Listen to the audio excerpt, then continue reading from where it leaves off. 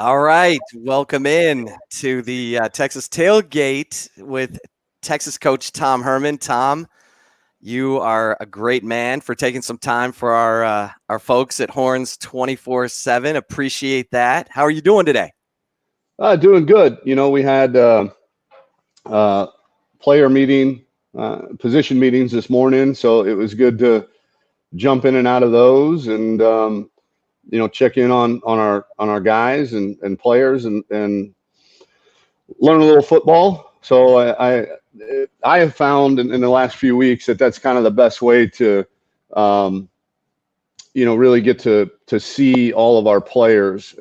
Team meetings on Zoom, when you can only see 20 guys a page and you're trying to click, 14 different pages is difficult. So these position meetings have been a good way for me as the head coach to check in on these guys. And then, at home, we're doing great, to be honest with you. It's the one silver lining in all of this is the family time that as a coach we'll never get back, and we've made the most of it. We've had family dinners, I think, going on 9 straight days, not 9 straight nights now. So that part, and we have a game night after. We played. The fans might like this. We had a Easter brunch delivered to us, and we all had Easter brunch out on the patio. These last couple of days of weather have been unbelievable. And then we went inside and had 3 hours worth of old school Super Mario Brothers and the 4-player version. So we've got 5 in the family. So we all had to take turns being somebody, but like literally 3 hours of Super Mario Brothers. So that was fun, and we're making the most of it, and everybody's dealing with the same issues, and so nobody's getting a competitive advantage, if you will. So we feel good about how we've organized things. And before you ask the next question, by the way, I do have my laptop plugged in, so I don't think we're going to have to worry about it dying on me, hopefully. How about you, Chip? Is your 17-year-old, are you driving him crazy yet? Is he ready to move out? It is. He said to me today, he's like, "Dad, I'm about to go crazy." I'm like, "Well, good. Go outside and do some yard work. It'll be great for you." I have been pressure washing a lot of the stone around our house, and that is very therapeutic, to be honest with you. I can sit there for hours just watching all the mold and pollen and dirt come off, and it's been I've done that a few times already in the past week. Well, I want to have some fun and get to some lighthearted stuff, but you brought up the coaching online, and we have a question from Sal Meister at Horns247, and he's asking, with you and your team doing everything online right now, what are a few positive or even surprising things you've noticed that your players have done to provide connecting leadership? Well, I know they've had a few players-only meetings, which is great. I think that's, it's also difficult, because you don't know the message. And again, the technology with only being able to see about 20 some odd guys is difficult. Anytime we have a team meeting, you're talking about 105 players, maybe 100 players, plus all the coaches and support staff. So there's close to 200 people that are on meetings like that. So we're certainly respecting the governor and the mayor and the president's wishes of social distancing. So we're not throwing and catching right now. I do know that Sam Ellinger has a makeshift weight room in his garage, to where the guys that are here in Austin and can use, obviously, up to about 8 or 9 at a time, and keeping a safe distance from each other. But other than that, it's really about communication. We put, I've got a leadership council of about 14 guys, and I gave about 2 weeks ago, I gave each one of those guys a player or two, an at-risk guy, maybe a guy that's struggling academically, struggling in life, struggling in football, in his place on the depth chart. And those leadership council guys, they check in with that player literally every single day, whether it be text, FaceTime, phone call, whatever. So I think those are probably the biggest, individual away from coaches things that our guys are doing. They're really trying to find ways to work out in small groups. I know we've got a few guys in Houston that have a weight room that's open as long as they keep the group really small, and they're kind of getting together over there. And so we're making the most of it, and our guys are doing a really good job. There hasn't been one single player that's kind of thrown in the towel, if you will, and just said, I'm not going to do anything because I'm too overwhelmed. It would seem that the pandemic, in terms of its effect on recruiting, might have the biggest impact on graduate transfers, since some of their graduations are about to occur or were about to occur. Is that accurate? And where are you seeing, the pandemic, affecting things? And what positions would you be looking for in the portal with a grad transfer? Definitely linebacker. We're just so thin there right now in terms of numbers and experience. So we're looking for a linebacker. That's no secret.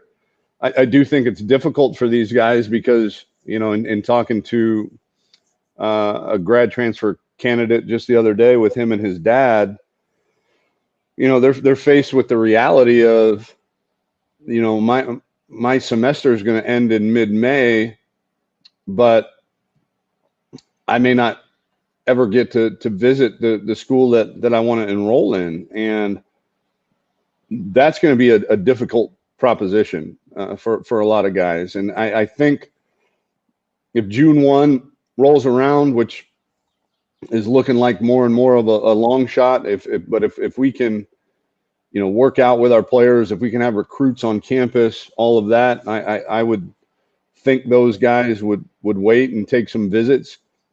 If it turns into July 1, I think some of these guys are just going to have to make a decision based on gut, based on faith, based on depth chart, all of the above, and try to get in. Because again, we can't do anything with them from a coaching standpoint, whether it be, on the field, technical, weight room stuff. We can't do any of that until they're enrolled in summer school. And so obviously summer 1 is probably off the table because they are, still trying to figure out if they can go visit campuses. But if we start bleeding into summer 2, meaning the terms, then yeah, a lot of these kids are going to be faced with some really tough decisions based on not being able to visit the schools that they're interested in. Well, and in terms of social media, my man Jeff Howe over at Horns247, how has this affected the way you use social media, since it's one of the best tools to connect with fans, with recruits, with your team? How's that changed? Yeah, it's on overdrive, to be honest with you. It's our other than this, it's really kind of our only way to interact. And so, I've been on record many times talking about the impact of social media and this technology age that we live in on, out of state recruiting, and,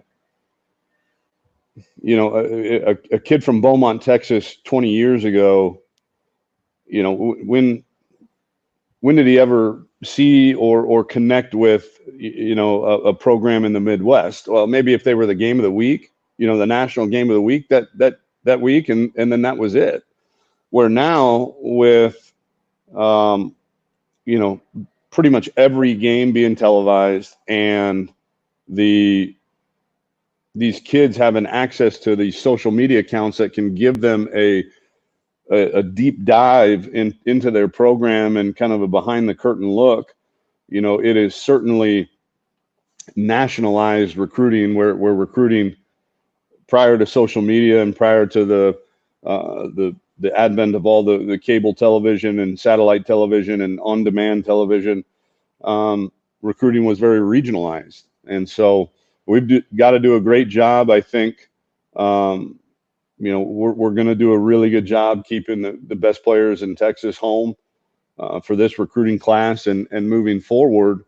But the social media team, you know, headed by Matt Lang and Tony Turnquist and Derek Ochoa, those guys are knocking it out of the park in terms of getting our brand, getting our program in front of these recruits and in front of the fans. Maybe the funnest night that I had was that Thursday night when they played the 06 Rose Bowl, and the ESPN did such a fantastic job treating it like just a game, and it literally felt like we were watching a live football game. And our social media team did such a good job preparing for that day, and I can't thank them enough. Yeah, no, that was great. And you and your football staff changed the game for how Texas athletics uses social media. So kudos to you for getting that done. Okay. Yeah. Were you as surprised as I was when I got here at how antiquated that, I mean, wow. There literally wasn't even a football dedicated social media person, let alone a team. No video, no creative, no anything. And I was just like, I mean, like where have we been? Let's go, guys. We got to go. You know, one of the things that you asked for and said, hey, we need to be able to run our own show. And thank goodness for that, because you've since passed everything on to the rest of the athletic department. All right, so Tom, we'll lighten it up a little bit, do a little rapid fire. What was your first car? Technically, my first car was a used Nissan pickup. That would have been maybe 1990, 91, something like that. Now, it had a lift kit on it. Here's the funny part.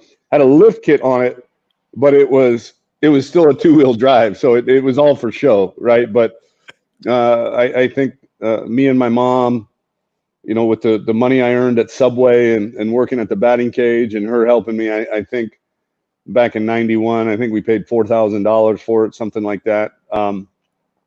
My first real car, though, like the one I drove dang near into the ground, was I had a 93, 94 Honda Civic, 2 doors, no power windows, no power steering because it was cheaper. Like, you try parallel parking a car. I don't care if it's as small as a Honda Civic with no power steering. But I literally drove that thing for 10 years. I think I put 180,000 miles on it. And all I had to do on that was change the oil in the tires every so often, the windshield wipers. But what a fantastic car. And I actually wound up selling it 10 years later, I think for $900 when Michelle and I were in Huntsville looking to buy a used Dodge Durango. Wow. So. Wow. Okay. Van Halen or Van Hagar? I don't know what Van Hagar is. Okay. That's when Van Halen took Sammy Hagar as instead of David Lee Roth? Yeah. Oh. And these can be one word. Man, their first album with Sammy Hagar was so good, though. But the previous albums were, man, I got to go for longevity. David Lee Roth, in terms of they had multiple kick-ass albums where, you know, what was the 5150, I think was the name of the album. The first album was Sammy Hagar. Yep. That album's off the charts too. So it's obvious that, you know, the lead singer in some bands is irrelevant, right? That the music writing and playing by the Van Halen brothers is, you know, is what made those bands. Hagar all day. I got you. I mean, all day. I don't know all day. I mean, there are some days where I want to hear a little, you know, David Lee Roth and more kind of glam, and then you know, I want to hear Sammy too. So I remember buying the CD. There's probably some people that are posting on here that don't even know what a CD is, but buying the 5150 CD and rocking out to it. So that's a tough one. I haven't ever been asked that one, but that is a tough one. Boxers or MMA fighters? No, I'm kidding. All right, so let's. Here's a question from Texas Realtor. Coach, huge fan. Please share with us a behind-the-scenes story of a conversation you've had with Kris Del Conte that meant a lot to you. Oh, you know, we've known each other for almost 15 years now, you know, so we've had a lot of conversations that have meant a lot to me. I would think just his support in the coaching transition and the understanding that, you know, to get the best of the best coaches to the University of Texas, that we were going to need to pay them. We were going to need to give them multi-year contracts. They all had really, really good jobs. You know, we lured a couple guys away from coordinator titles just to become position coaches. So, you know, that really meant a lot to me. I don't know if that's behind the scenes, because I guess all of y'all kind of saw the end result of it, but it was definitely the point of our relationship that has meant the most to me was, you know, the fact that, I mean, we've invested, I think the last time I added it up, I mean, I think close to $9 million in assistant coaches' salaries. And I know in a time like this, you know, money is at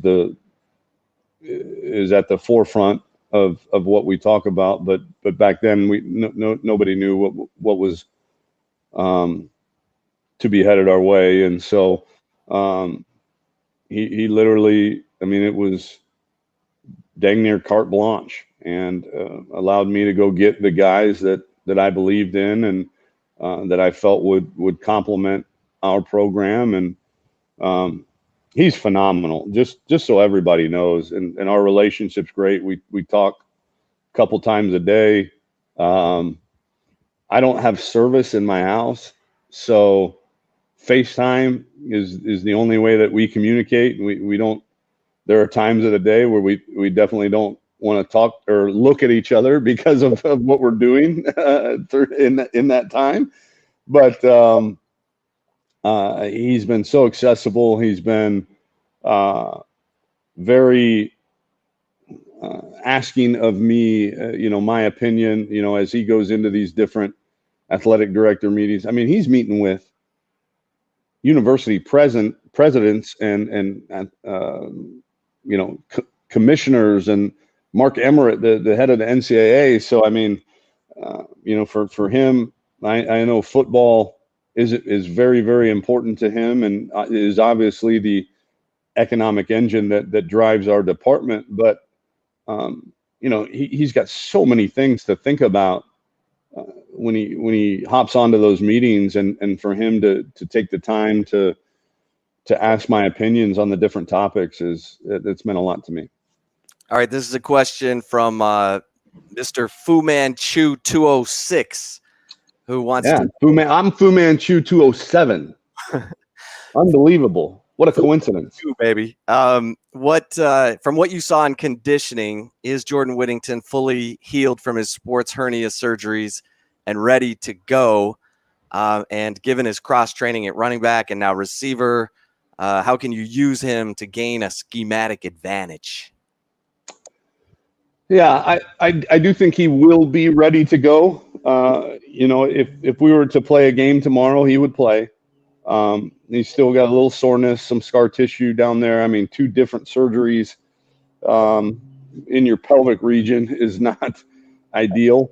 But he's on the mend and was full speed, full clearance on the winter conditioning drills.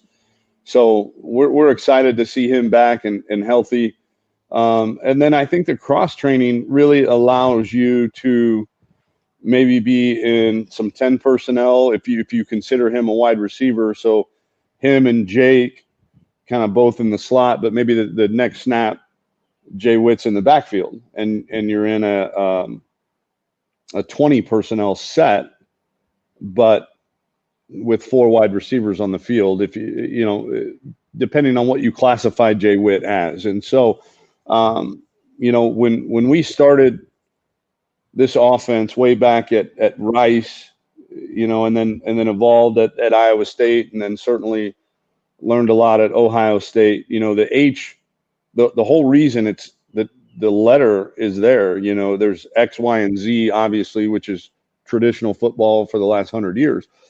But the H stood for hybrid, and we wanted a guy at that position that could do both, that could line up in the backfield and take handoffs and block and catch passes out of the backfield, but also split out into the slot and run routes and do things out there. So those 2 guys, Jake Smith and Jordan Whittington, when you look at their high school experience, Jake Smith, obviously, with him having played actual running back, and then Jay Witt playing kind of a wildcat quarterback, as well as then his first year here being trained as a running back.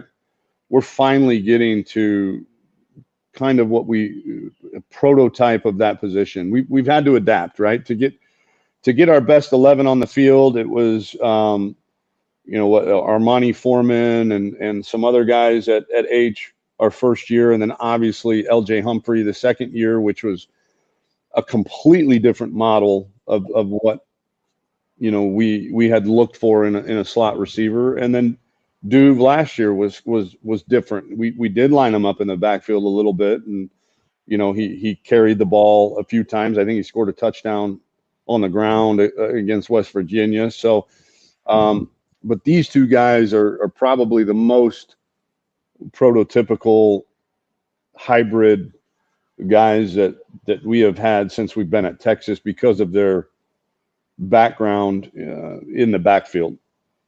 This question comes in from Paladin 11. What position group would you say is the biggest strength, and what position group are you most worried about for 2020? We never really kind of rank our position groups. So I'm having to think here for a second. I would think, the depth at quarterback is going to be phenomenal, with Sam and Casey, and then you sign the 2 best quarterbacks in the state of Texas in the same year, and those guys will be here. That's certainly a strength on that side of the ball. I think probably secondary, just because of, the safeties and corners that we've signed. We haven't done a great job developing them, and they've also been really young, but I think those guys provide a lot of depth and athleticism. And then most worried about, I still go back to linebacker. We're just so, especially moving to a 4-man front and Joseph Osai and Byron Vaughn's being moved down to the line of scrimmage. We're really thin there and inexperienced. So it doesn't worry me. I hate to use that term, but it's the one that I'll be watching the most for some guys to step up and take the bull by the horns.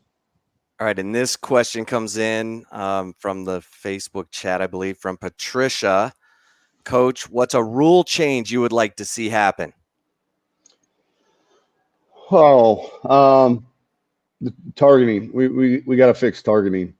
I am just as physical of football as we pride ourselves in playing, and we always will. You know, I've said it before. Nobody's ever won a championship in this sport, great sport, at any level, whether it be, you know, peewee football to junior high to high school to college to pros, and the head coach was asked, Coach, how did you win this game? And the answer was, well, we out finessed everybody. That's never happened. Okay, and when it does, you'll see my keys on my desk, and Michelle and I will be in Key West or California somewhere because I'm out. This is a physical game, and you know, we legislate intent on so many things in so many different sports. That's the reason there's a yellow card and a red card. There's a reason why there's a flagrant 1 and a flagrant 2 in basketball. So I don't know why we can't have a targeting. Yeah, he hit the guy in the targeting zone, but he didn't mean to, or it was you know, there's so many times targeting happen. I mean, we're talking about milliseconds and electricity flowing through the brain on, okay, here's this target. I'm going to target right here, and then all of a sudden I uncoil my hips, and then I leave my feet just a bit, and then the next very split second, that target drops, right? And so I'm done. I can't take it back. I can't take my spot back, and I hit the guy in the targeting zone. Great. You want to penalize his 15 yards? I'm good, but don't kick the kid out of the game. If he's not playing dirty, if he's not trying to, you know, play by the rules, there's got, again, in every other sport, we legislate intent. We actually do in our sport too. We call it unnecessary roughness, right? Or unsportsmanlike conduct. So you're telling me what that kid meant to do. Okay. So why can't we do that with targeting and allow the young man to stay in the game? This comes in from Tall Horn 1997. How would you describe yourself and your personality to someone who didn't know you? Thanks, and hook 'em. I want to know how tall Horn is. Like to put that in your handle. Like, I mean, you got to be 6'6" or above, bro. Like, I told my wife I was tall, but I'm 6 foot. She found out very quickly I'm not tall. My personality, I think, one, consistent. You know, I see a lot of different comments about the new Coach Herman during this pandemic. I'm the same guy for 45 years, and I'm the same guy, win, lose, or draw, to our players and our coaches. My personality, I think, you know, fun. I like to have a good time. You know, I think life is too short. You know, I call what we do, how we run our program, the grand experiment. You know, that we can win championships as we did at the University of Houston, and we played for one here, and still have a great time doing it. You don't have to be miserable. You know, I've won a national championship as an assistant, and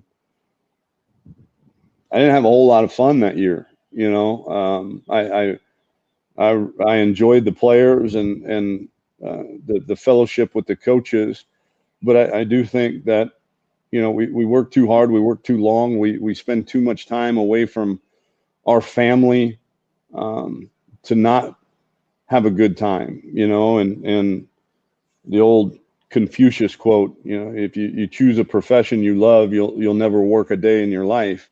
That's how I feel. You know, I chose to do this for a reason, because I love it, and I love seeing the maturation and being a part of the maturation process of young men and helping them grow into great citizens and human beings and husbands and fathers and employees, the whole nine, and to do it through this vehicle of college football is my passion. And so I think consistent, fun, I don't know the right adjective, but unreserved. I don't have a good filter, right? If it pops into my head, I'm going to say it. And that's me, I just, that's who I've been. And then caring, I care deeply about our players. I care deeply about our staff. I fight every day for them and the things that they need. And I don't want to go too far, and I feel like now I'm starting to brag a little bit, but yeah, consistent. I'm the same guy every day, and I've been the same guy for 45 years. Fun, caring, and then competitive. Mac told me a long time ago, when the losses hurt more than the wins feel good, it's a time to take a step back. And I'm not quite there yet, but I'm getting there because we expect to win so much here at Texas, and I do too personally, and the expectations that I have for our program and that we have inside the building are never going to be lower than anybody outside of our building. And so we want to win at everything that we do, and we want to at least give our best shot at everything we do. This comes in from Nero 1691, who asks, and maybe a player on offense and a player on defense, who we aren't talking about now, who will probably be making a difference by season's end. Oh, I hate to single out players because I always forget, and then I forget a guy or two here or there, and then feelings get hurt and all that. But in this case, I will. I think, there's a few O-linemen probably that have a chance that maybe we're not talking about. Christian Jones, Willie Tyler, Reese Moore, Rafidi Grimai, Tyler Johnson. I mean, all those guys are going to have an opportunity to compete. I'm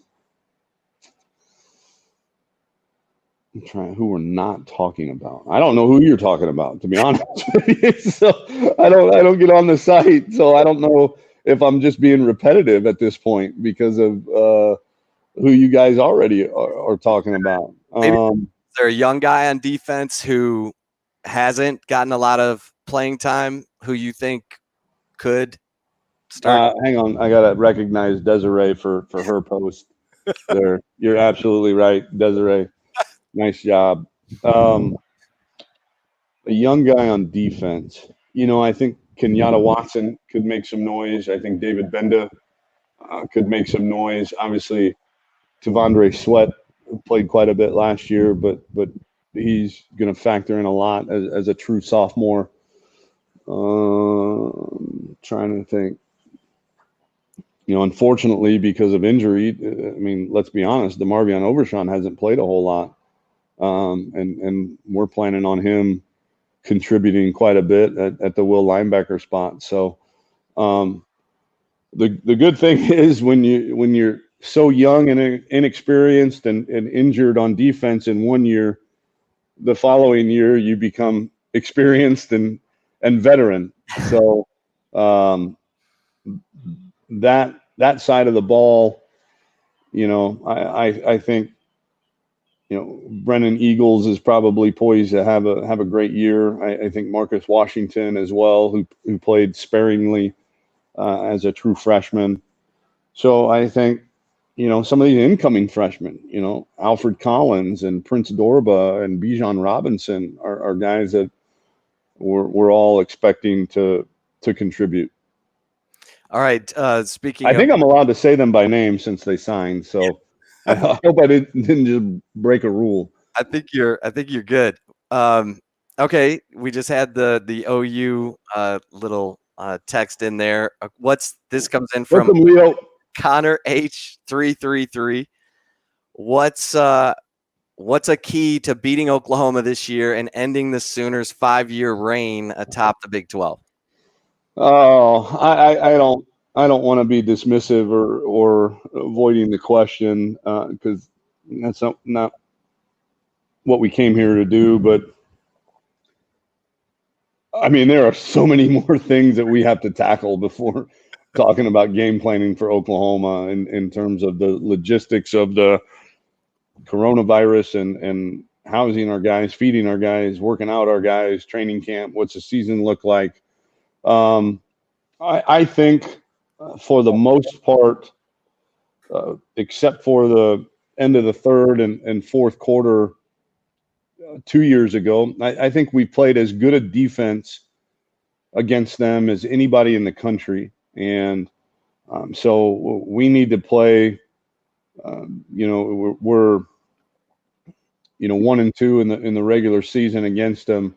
And in both those years, we didn't score enough points. That offense is going to score, and they're going to score a lot. And they probably will again this year. And, we've got to do a really good job, obviously, of playing as good a defense as we have the last 3 years. But we got to do our part offensively and in the kicking game.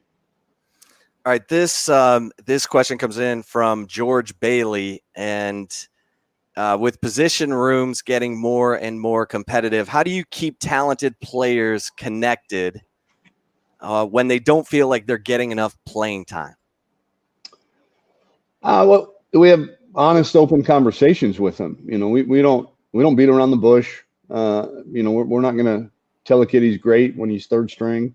We're going to give him honest feedback about what he needs to do to improve and compete, and then it's up to him. We recruited every player for a reason because we thought they could be starters at the University of Texas. We don't recruit backups, right?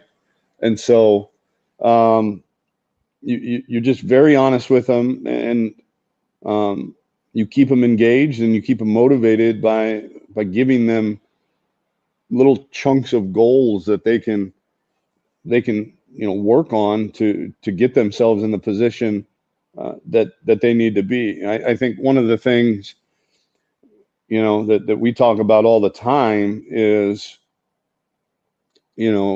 kids say this all the time. Well, I'm a grown man. I need to be treated like a grown man. Well, one, act like a grown man, and two, how do you say I'm a grown man and then mommy or daddy is calling me to talk about playing time? So it's one or the other, and so we deal directly with the player when it comes to recruiting, and we are very, very specific, or when it comes to playing time, excuse me, and we are very, very specific in terms of the things that young man needs to do to get the playing time that he desires. This comes in from Shiner Ryan with the recent report that 88% of athletic directors, I think they were polled anonymously, are in favor of expanding the college football playoff. What are your thoughts on an 8-team playoff? Yeah, I would love it. I think the more the merrier. I think, every other collegiate sport has some kind of expanded playoff, right? We've got the regionals, super regionals, College World Series in baseball. We've got the NCAA tournament in basketball. So we've got tournaments basically in everything, every other sport. And so 8 teams would be great.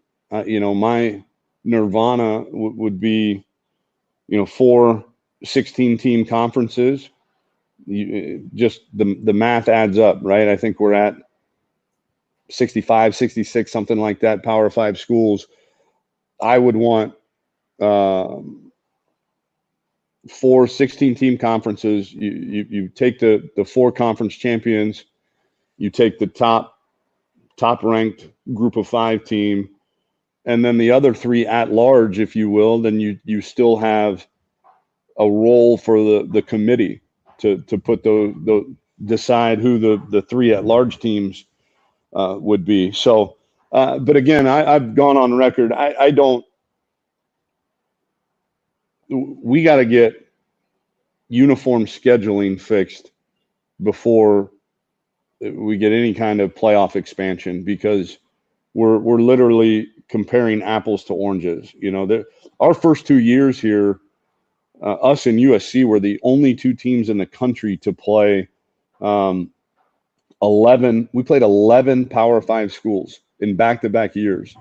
That takes its toll. There are some conferences where they won't go more than 4 straight weeks without playing, having a bye week or playing a non-Power 5 school. Where we play only 3 conference games, one of those being a Power 5 school. So we play 10 Power 5 teams this year, and we play 9 straight. You know, our bye week is after non-conference, and then we play 9 straight Power 5 schools. Like that takes its toll significantly on your players and your staff and everything affiliated with your program. So until every conference schedules the same, has the same amount of bye weeks. I mean, in those 2 years that we played 11 Power 5 schools in back-to-back years in a 12-game season, there were some schools that only played 8. Like you play 2 FCS schools and 2 Group of 5 schools. You go 4-0. You go 4-4 in your league, and you're an 8-win team. You're 8-4, you know? And so I just think there has to be some way that we can devise some kind of uniformity, not only in how many conference games we're playing, but in how many Power 5 opponents we're playing, and then how many consecutive weeks is each team playing a Power 5 opponent. This question comes in from Facebook, I believe. Actually, let me grab this other question real quick. How do you view the transfer portal? That's from iHorns.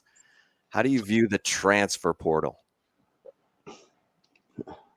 From afar. I mean, from a distance, right? No, it really hasn't changed anything on our end at all. You know, we've never been in the business of blocking kids from going where they want to go, especially grad transfers. You know, we let John Bonney go to Texas Tech in the middle of training camp, you know, and we want what's best for players. Trust me. And you've done well in the grad transfer market.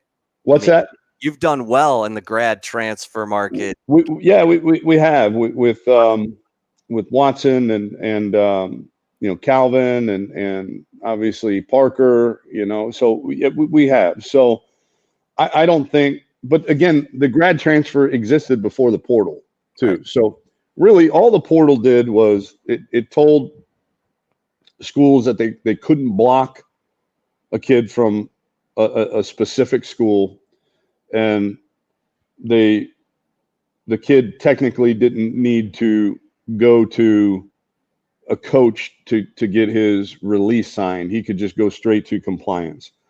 So, you know, A, we didn't block. We've never blocked any kid, and B, you know, 9 times out of 10, if a kid wanted to leave, he was going to come see a coach, not go to compliance. So it really hasn't changed our order of business very much.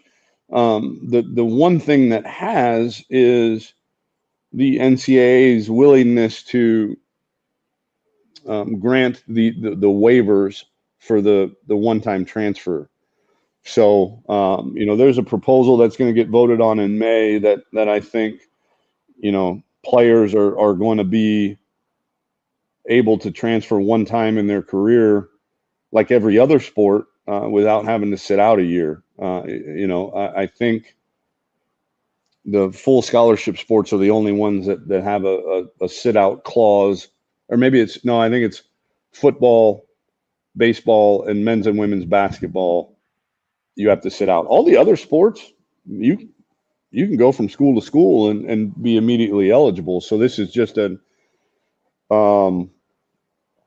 equifying, those four sports to the other ones, and it's going to be difficult. You're going to have to, re-recruit your players on a consistent basis, but it'll also make it more friendly for the ones that see the writing on the wall that maybe they can't play at Texas and decide to go pursue other options. This question comes in from Facebook, from Mike Hardball Harge. What is a misconception about you that you would like to clear up? Oh, I don't know. I mean, I don't know all of the conceptions out there of me. I try to stay away. I just got back on Twitter after a close to 2-year hiatus. So, it got so negative. I guess maybe in a broad, maybe it doesn't pertain to me per se, but really everybody, like how do you judge a person without knowing them? Like how do you form any kind of opinion about a human being without getting to know them? I just think that's a waste of brain cells.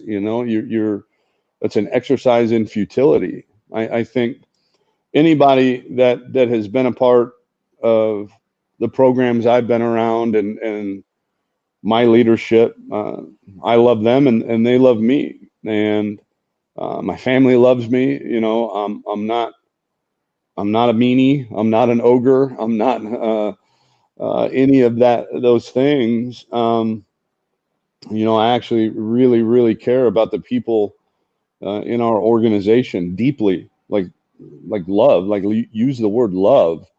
Like I love our players and I love our staff, and I treat them as such. And so anybody that forms an opinion from afar, based on a meme, based on a soundbite, based on a headline, I just think that's so short-sighted and lazy, to be honest with you. You've got to get to know the person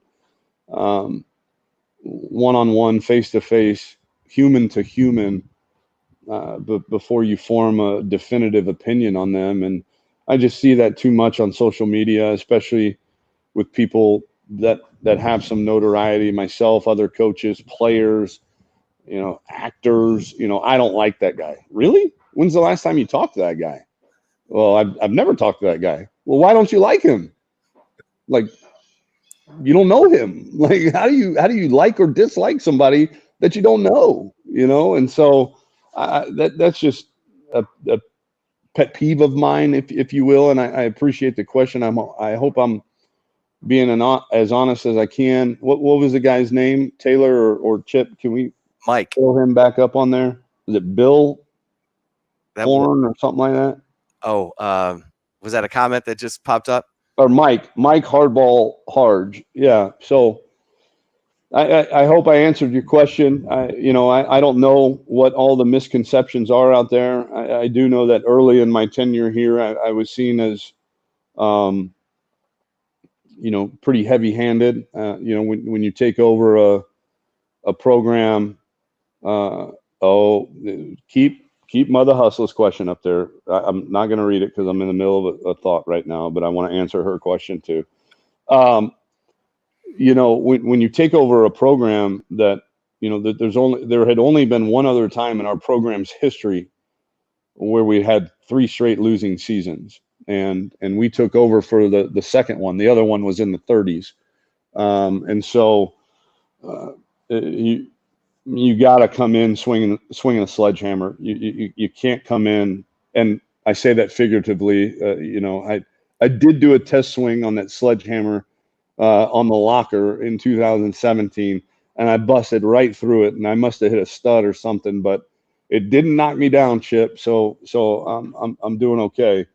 But you can't come in swinging ice cream and lollipops. You just can't. I mean, there's a reason why this program, lost, had 3 straight losing seasons, and back-to-back years of not even going to a bowl game, and so this was a tall task that we were up for. But as far as the misconceptions go, I would just urge everybody, don't form an opinion on a human being, on another human being, without getting to know that person.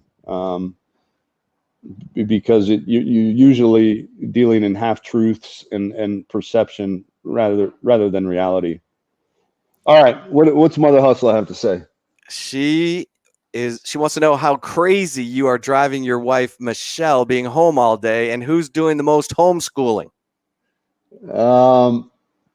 We miss you too, Natalia. And I saw Byron this morning in the defensive ends meeting, and he had his do-rag on. He looked good. But yeah, I'm driving Michelle pretty crazy. I'm actually shocked that I am alive and that I haven't had to sleep on the couch at all. That I'm actually, sleeping in bed every night. And who's doing the most homeschooling? Come on, you know the answer. I'm out there trying to. If you've been listening, I'm doing the therapeutic power washing. So she's doing the homeschooling. The kids don't listen to me anyways. I mean, they're like, I never. She doesn't get special. Oh yeah, she kind of does get special treatment, John. Like TD, he's 12. He played baseball a couple years ago, and I remember they were in the batting cage, and I said something like, "Hey, keep your elbow up," and he glared at me, "Dad, blah." And literally like 3 pitches later, the coach says, "Hey, TD, keep your elbow up." And he's like, "Yes, sir. Yes, sir. Gotcha." And it's like, they don't listen to me. I'm dad. So it's better for me to take care of the house and let Michelle handle the homeschooling, because they're all different. We got a kindergartner, we got a 6th grader that's in private school, and then we've got a sophomore that's at Westlake. So all of them are kind of different protocols, if you will. God bless you. What this is from Polly Dreamer. What is the one thing you wish you knew back when you took the Texas job?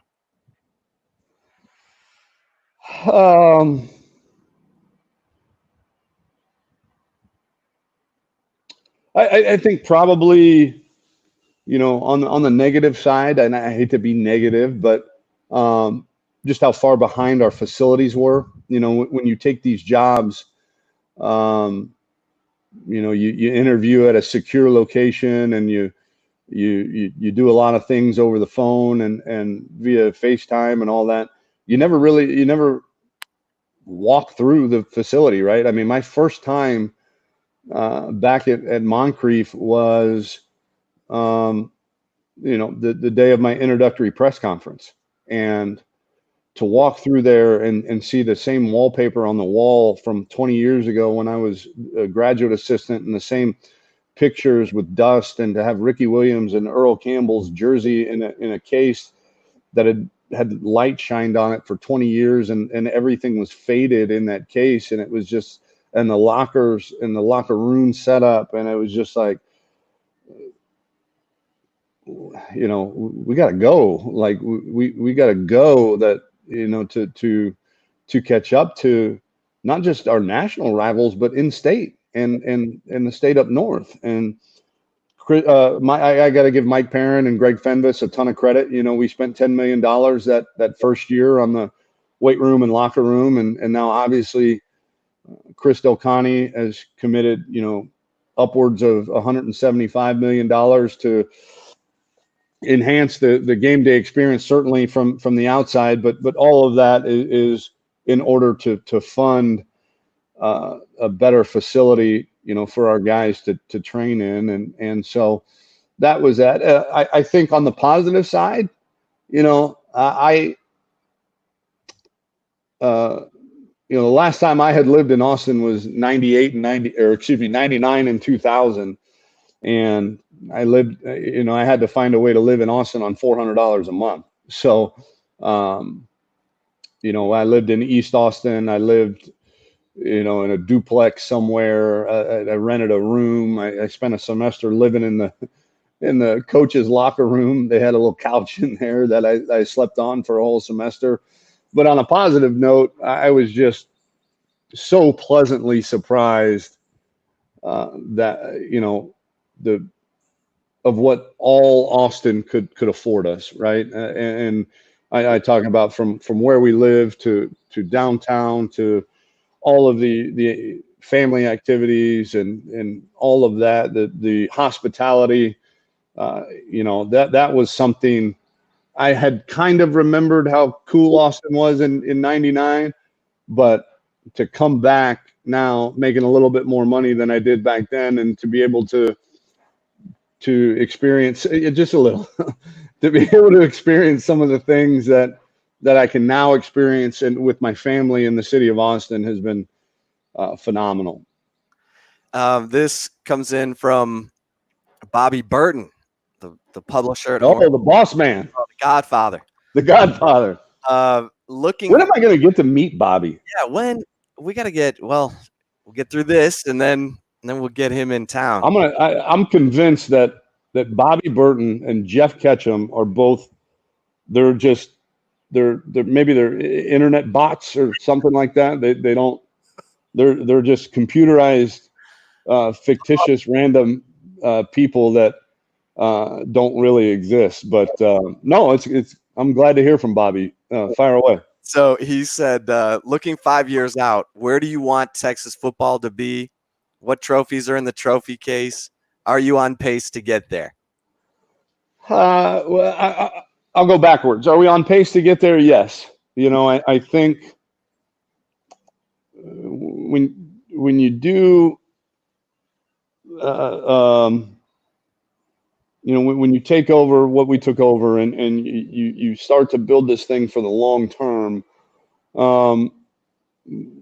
it's going to take some time. And I'm so appreciative of the administration's,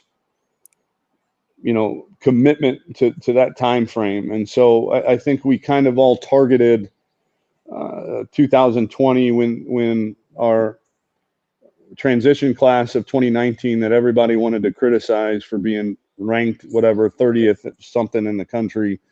But we're going to have a 4-year starter at quarterback. We're going to have a potential first rounder at offensive line. We're going to have a 4-year starter at another offensive line position. We're going to have a 4-year starter at tight end. So we were excited about that class, but we also knew in terms of sheer numbers and athleticism, that 2018 class was the one that was going to kind of set the wheels in motion. And we knew that when that 2017 class, they're all now 4-year guys.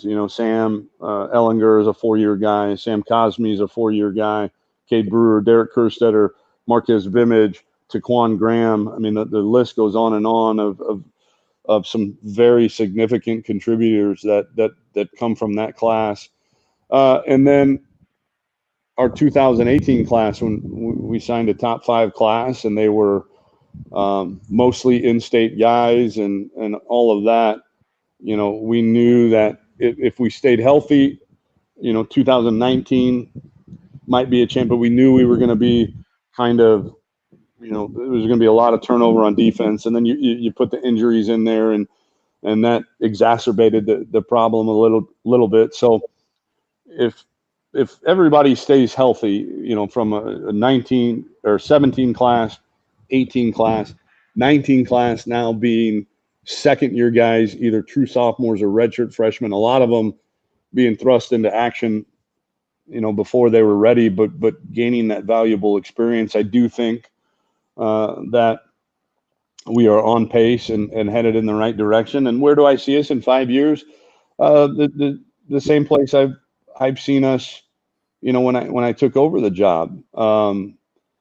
We need to be competing for championships, meaning, going down to the wire in the last week of the season or playing in the championship game, winning those championships, and then, being in the college football playoff discussion when it's 4 teams, that's a little bit difficult. You every year you're going to leave a conference champion and or, as we saw a couple of years ago, out of the playoffs. So I think definitely we're going to be competing for conference championships year in and year out, and then being in the discussion for the playoffs. And this also from Bobby, who helped develop the recruiting game in this game, in terms of the coverage at rivals.com before starting 24/7. Shameless plug. Shannon Terry, shameless plug to my bosses. What's your take on the 2 signing periods, and what changes would you make? So here's us coaches, we kind of got hoodwinked a little bit when that voting process was taking place. So we had always envisioned, when they were proposing the December signing day, that would be for, guys like, I'm trying to give you a great example here. Guys like a Reese Moore or guys that just knew they wanted to go to Texas, right? And they'd been on multiple unofficial visits, and they just wanted it over. And it might help also the early enrollees as well. And so we said, yeah, those guys should be able to sign and not be recruited in the month of January and have that weight lifted off their shoulders. And so we all agreed to it. And then next thing you know, when they passed the early signing period, they also said, oh, by the way, you're going to have 8 weeks in April, May, and June of spring official visits. And, we were like, whoa, hang on. We're not really prepared for this, but it is the new normal. I do think, and something that we have talked about a lot, when I go to the AFCA convention, I go to the head coaches meeting, which is moderated by Todd Berry, our executive director. And, I think that's a huge topic, is we if we're going to keep these spring/summer official visits, we got to narrow the window. It's not good for coach to player interaction. It's not good for, some of this is you're having official visits during the same time that coaches, again, this year is different because of the pandemic. There's no spring recruiting, but you're having official visits during a time period where you're doing evaluation. So we literally have some coaches that will be on the road Monday through Friday, come in Friday afternoon, spend the entire weekend with a recruit and his family, and then be out again Sunday night or Monday morning and go do the whole thing. And it's like, this guy hadn't seen his family in 4 weeks, and I know they pay us good money. I'm not complaining, but I do think there's a way to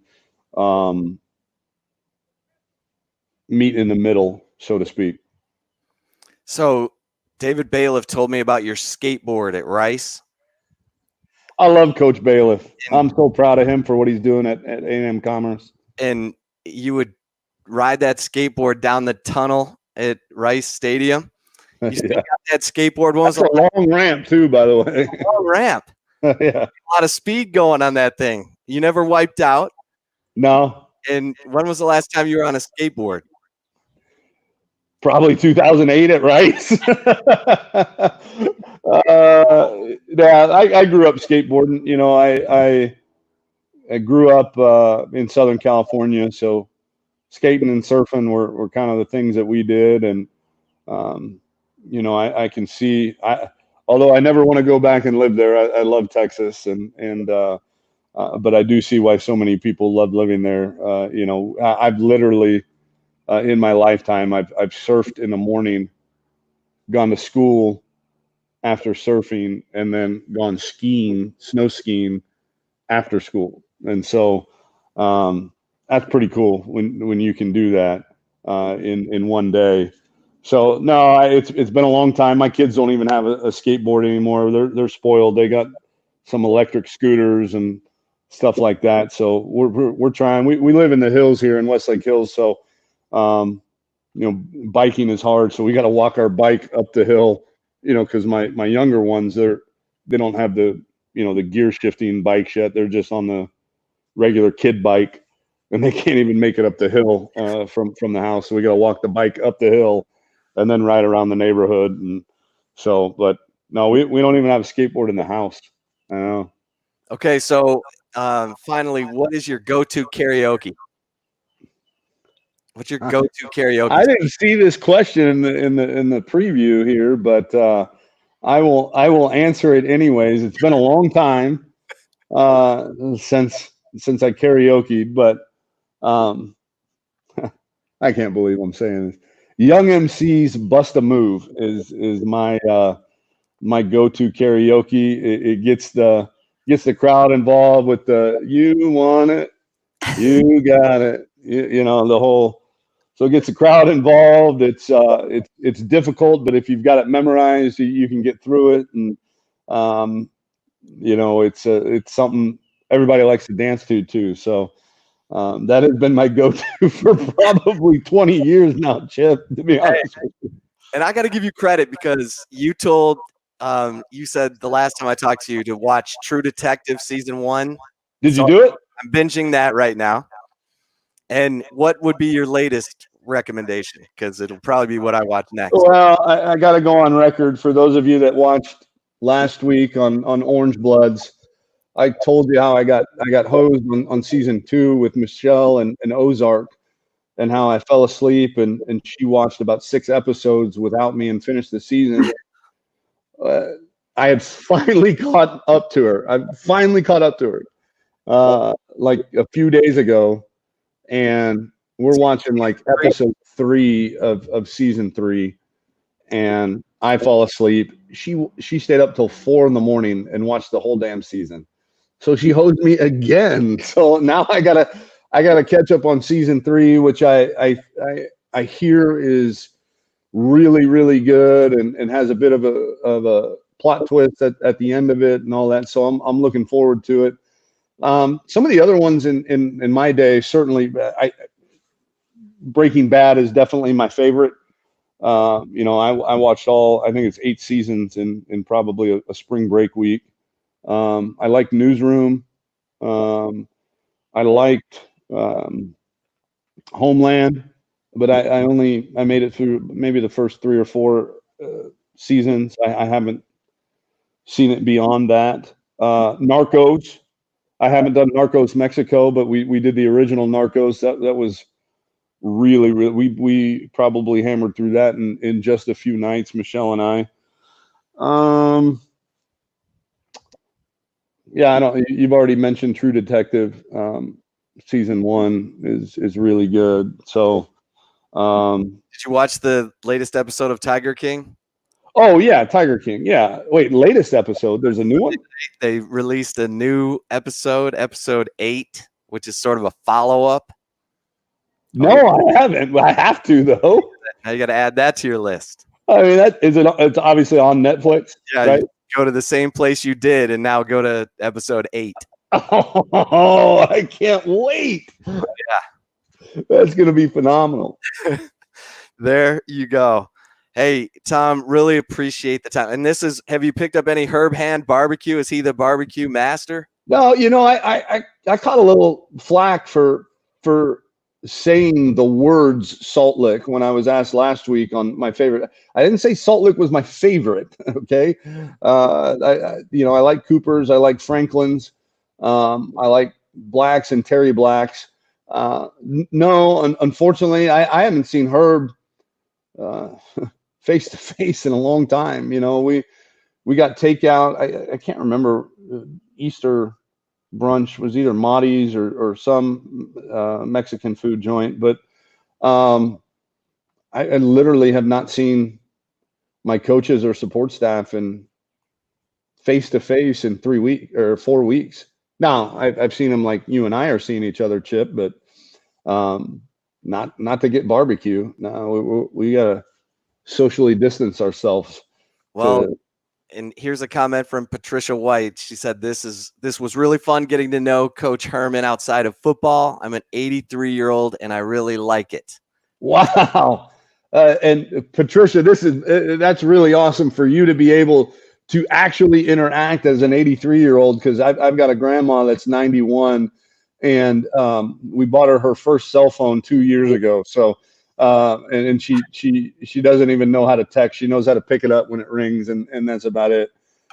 So for you to be 83 years old and be able to interact, and I'm assuming you've been a Longhorn fan for life. So we appreciate your 83 years of loyalty, and I hope you got a new perspective on our program and how we do things. Well, Coach, we really, really appreciate it, and all the best to you and your family. And thanks again so much for the time. Really, really appreciate it. Know you're going 100 miles an hour.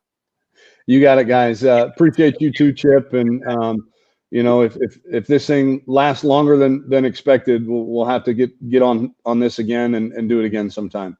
Appreciate it. All right, guys. Hook 'em.